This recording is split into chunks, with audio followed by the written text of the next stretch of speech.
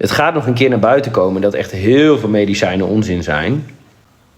Ja, en dan inderdaad vitamines door de huisarts doorschrijven. Maar dat is het ook, hè. Kijk, die huisartsen, dat zijn echt hele hoog afgeleide mensen, ga ik je vertellen.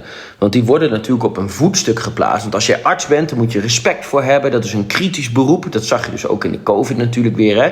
Werden die beroepen juist weer extra belangrijk gemaakt. Maar dat zijn juist die beroepen die ervoor zorgen dat die big pharma alleen maar geschoven kan worden.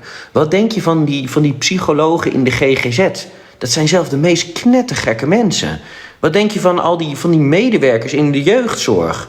Dat zijn zelf de meest getraumatiseerde mensen. Nee, ik word niet gezocht. Anders dan konden ze me toch wel vinden, mag ik hopen, na zoveel maanden, of niet? Oh nee, ze zijn ook weer niet zo snugger natuurlijk. Maar ja.